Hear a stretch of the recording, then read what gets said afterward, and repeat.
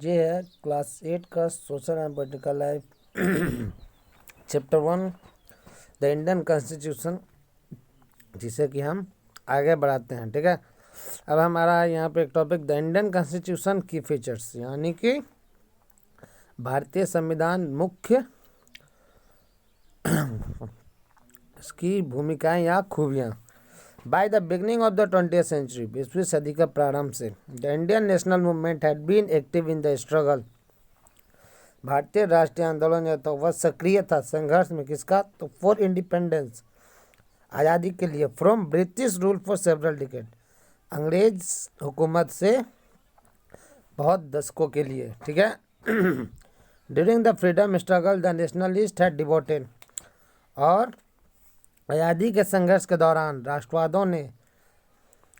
Had devoted a great deal of time, उन्होंने अपना एक बहुत ज़्यादा समय प्रदान किए थे या दिए थे टू इमेजिनिंग, कल्पना करने के लिए, एंड प्लानिंग, योजना बनाने के लिए, what a free India would be like, कि एक आज़ाद भारत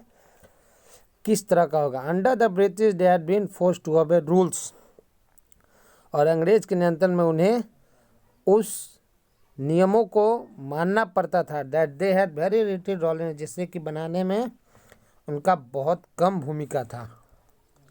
ठीक है, जहाँ पे एक फिगर है, there was an extraordinary sense of unity amongst the, यानी कि उस समय संविधान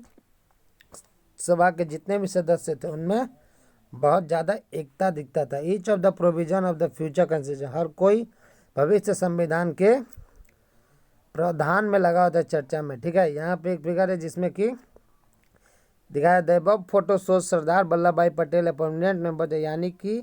सरदार वल्लभ भाई पटेल जो है वह एक संविधान सभा के मुख्य सदस्य हैं। ठीक है, the long experience of authoritarian rule under the colonial state, और ये लंबा अनुभव सत्तावादों के शासन का अंडर द कॉलोनियल स्टेट, यानी कि मंत्री विद राज्य में, convinced Indians that free India, उन्होंने भारतीय को यह समझाया कि आज़ाद भारत जो है शुड बी अ डेमोक्रेसी, एक लोकतंत्र होगा, इन विच एवरीवन शुड बी ट्रीटेड, जिसमें कि हर कोई के साथ सम्मान व्यवहार किया जाएगा, and be allowed to participate in government, और उन्हें सरकार में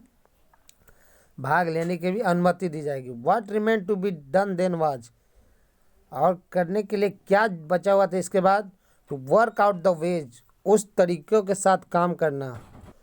इन which democratic government would be set up in India, जैसे कि एक लोकतंत्र सरकार जो वह भारत में बन सके, and the rules that would determine its functioning, और कानून जो कि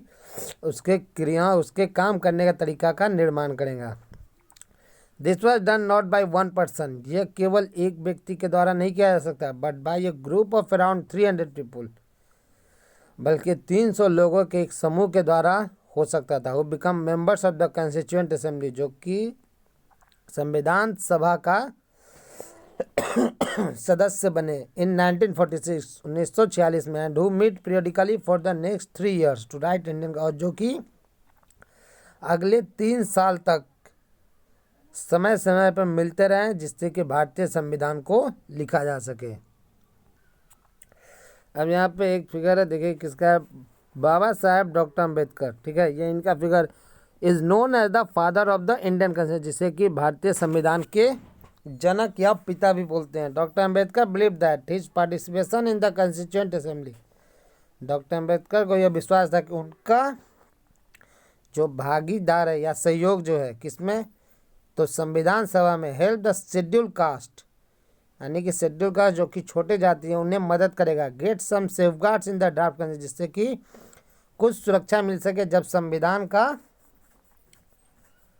ढांचा तैयार किया जाएगा उस समय। But he also stated that although the laws might exist, उन्होंने यह भी कहा कि अगर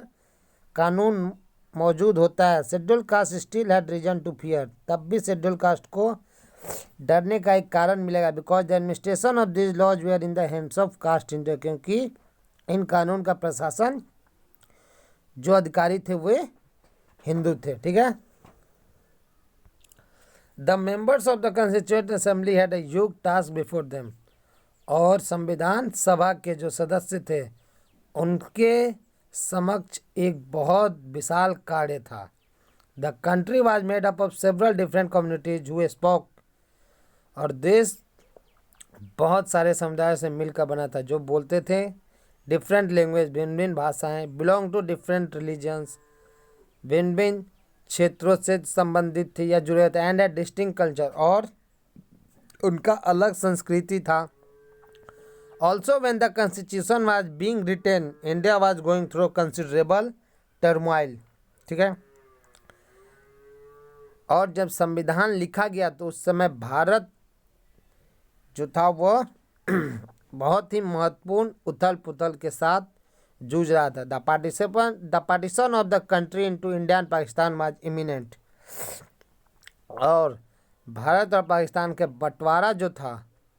वह बहुत ही आसान था। Some of the princely states remain undecided about the, और कुछ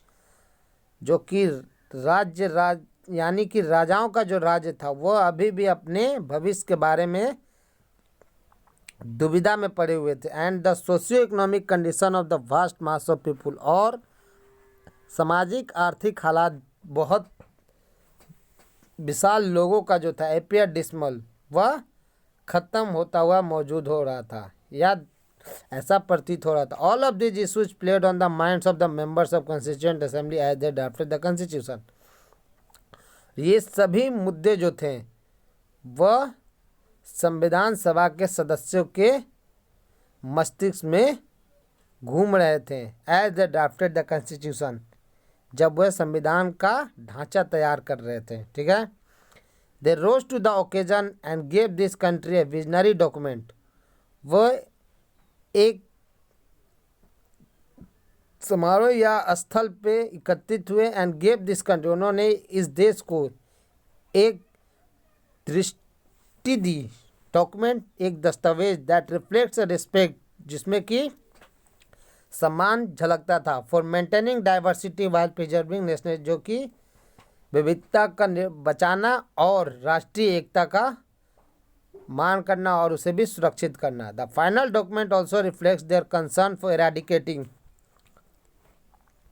और अंतिम दस्तावेज जो था उसमें भी झलकता था देयर कंसर्न, यानी कि उनका जो मामला जो था फॉर इराडिकेटिंग, कि इस जड़ से उखाड़ना है किसे, तो पॉवर्टी, गरीबी को,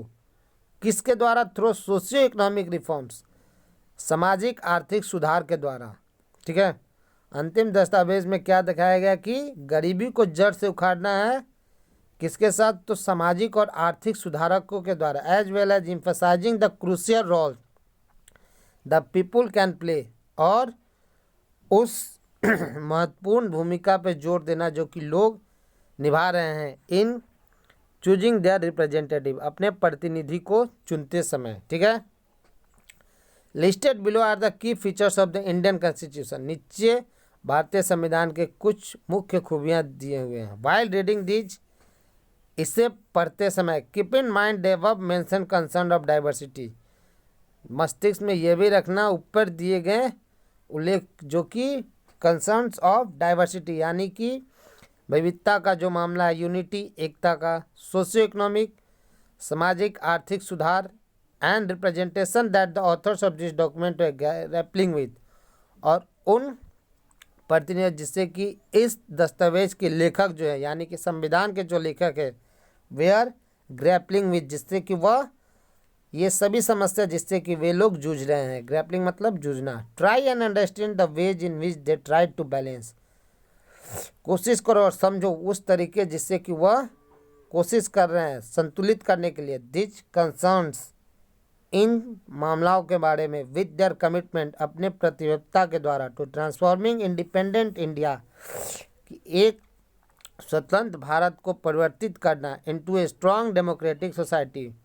मजबूत और लोकतांत्रिक समाज में। ठीक है।